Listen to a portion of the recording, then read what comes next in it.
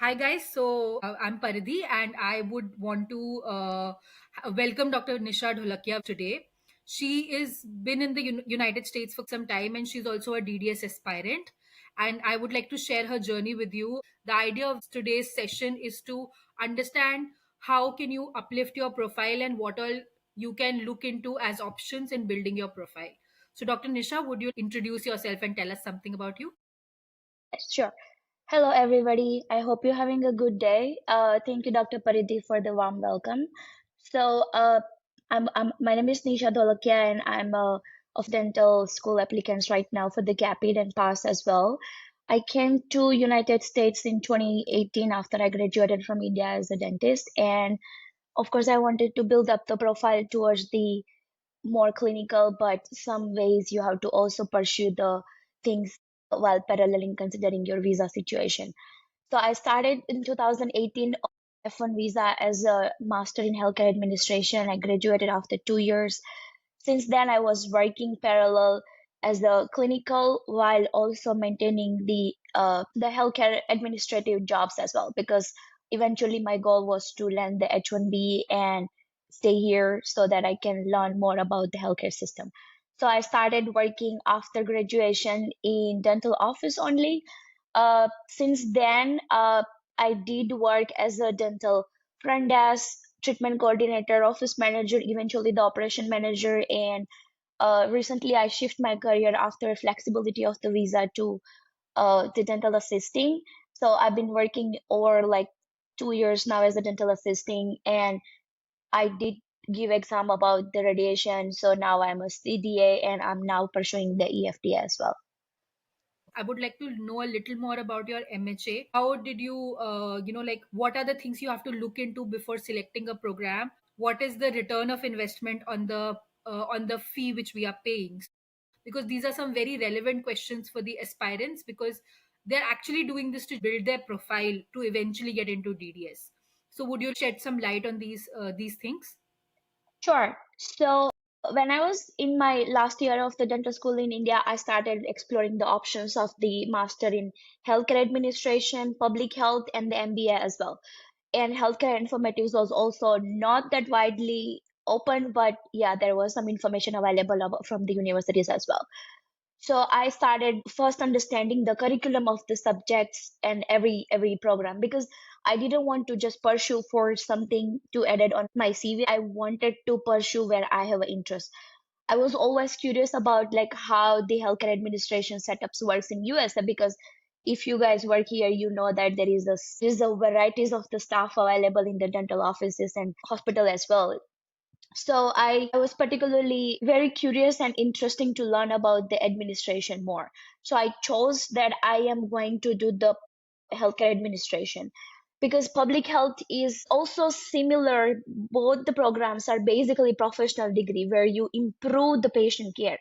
But it's different. Like one is within the healthcare system, while the public health is like you are thinking and you are participating and your jobs are research sector where you are globally making the policy changes. So it's a little bit of the different than my interest. So I decided to do master in healthcare administration.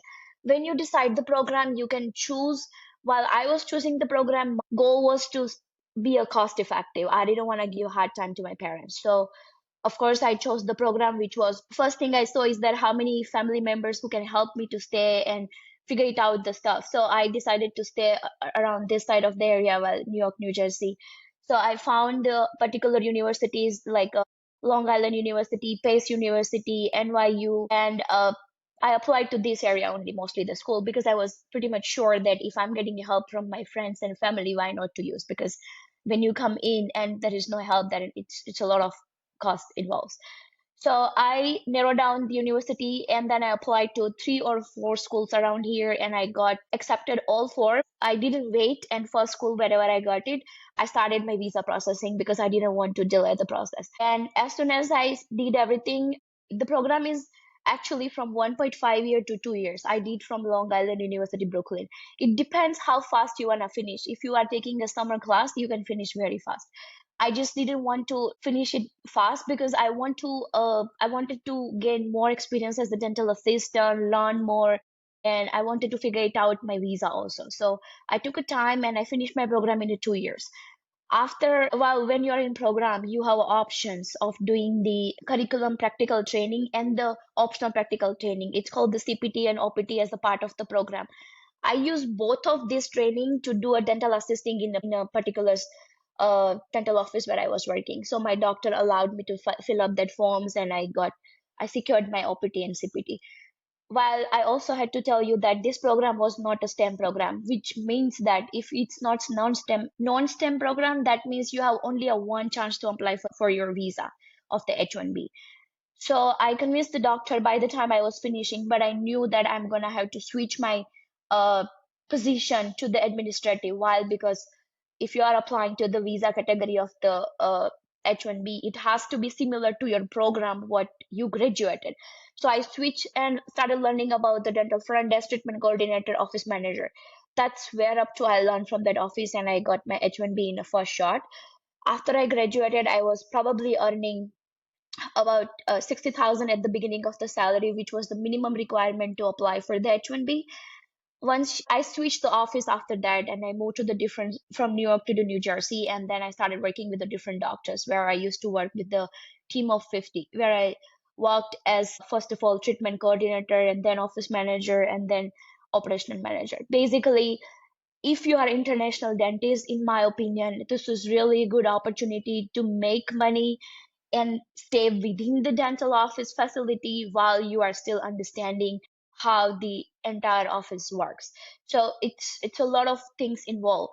But in my opinion, if the international dentists get the training of the dental billing, dental insurance, treatment coordination, we are so good at this because we already know how the treatment works. We can explain to the patient. We understand the concept of the dental assisting, communicating with all the staffs and everything. So this opportunity gives you about the salary of 60,000 to 100K. It depends on your potential and how the office are looking at. But most of the corporate office are also going above 100K, as like Aspen Dental, the regional manager are most of them. They are like me who are international dentists. Of course, this allows you to have a flexible conversation when we thinking about applying for the dental school, because if we are not secure enough to apply for the dental school, it's a very hard ways to figure it out the cost because it's very expensive. So I really, really suggest, if you are interested understanding the business model, or if you are also somebody who wants to stay within the dental office or the medical facilities while pursuing the other stuff as well, this is a very straight way to go ahead. Right. Yeah, that was a lot of information. Another thing I would want to know is there, while doing these courses like MHA or MPH, is there a possibility that you can work alongside? Because ultimately you would want to get as much dental experience as you can. So is the course very intense, or what kind of time commitment is required on a daily basis to, to work through your MHA, or can you still shadow or do DA part time on the weekends? Is that something which is possible? So yes, definitely. While you are pursuing, he can legally cannot work when I was on F1, but of course the course is really not intense at all. It's very straightforward. The subject we study is mostly about the healthcare finance, strategy, organization, human resource, healthcare policy. And the curriculum in US is if you are coming from India, it's really not intense at all. So we have a flexibility of working parallel. I used to work in my 2 years of the training as a parallel with the shadowing to the doctor, because I cannot legally work. So I used to work as a dental assistant, but I was shadowing. I didn't get reimbursed for that. As the CPT and OPT, definitely you get reimbursed. So that's why you have to ask the doctor to get on board and sign the couple of forms, which is easier where you can get paid while you are working. But in my opinion, nobody will take you as soon as just like CPT and OPT. You have to show up to the doctor. You have to show that what you can do. So you start early shadowing, and then once the doctor see that your potential is good, they will get on board with you to apply for the CPT, OPT. You get reimbursed. Eventually, in my case, that doctor also saw my potential and helped me to get the H-1B as well. So you have to start very early, and particular doctors, you have to stick with that too also. So of course, I always suggest to work parallelly where you eventually want to go. So that's what I did. And while doing my operation manager job, I really suggest once you graduate MHA and if you still want to be a dentist, stay within the dental facility. Why? Because when you are working in dental facility, you are with the doctors. I used to work still as a dental assistant on the weekend. So I told my owner that I would be happy to do everything, but I still want to work as a dental assistant on the Friday, Saturdays. And I also gained some experience as a dental technician because eventually you have to also build up your profile towards the application. Right. Yeah, that makes sense. And are there any options for scholarships for these programs? So the MHA and MPH does has a scholarship available. Depends on your school. First thing you have to ask from the school that wherever you are trying to enroll, that is there any any scholarship for the students. If they usually don't have it in a school, so they will give you the third party. There is a program where they ask you to enroll. But typically, in my case, it didn't work out because scholarship takes a lot of time to figure it out because they to do evaluate a lot of time and you have to supposed to start exploring this option in a 1 year of advance before you even start applying. So when you are doing the application of like GRE and TOEFL, in my case, that what I gave it, during that time you have to start thinking about one particular school or two particular school, and then you start asking them the from the beginning that what are the chances of having scholarship. Just mentioned GRE. So are you required to give GRE for these Yes. programs? Yeah, most of the MHA and MPH courses, well, I did before COVID, so they all required the GRE. Even after COVID, they still require the GRE, if I know. TOEFL also is mandatory, either the TOEFL or the IELTS. While MBA did not require the GRE in some schools, but it was online and like it was a half an hour, so like a hybrid course. So I didn't pursue that one because I was most interested other way. What kind of scores are they looking at for your GRE to apply? I mean, is there a minimum, or I mean, how does it work? I don't think there is any minimum requirement. You just have to show up. That's what they need. You just But have to the have a GRE in your you just application. have to, yes. But the TOEFL and IELTS has a minimum. Depends on the how good is the school. So mine has a requirement above 95 about the TOEFL and the more than 7 banks in the IELTS, which is similar to all schools. Now let's move on to your DA experience. Firstly, how do you go about looking for opportunities to work as a dental assistant?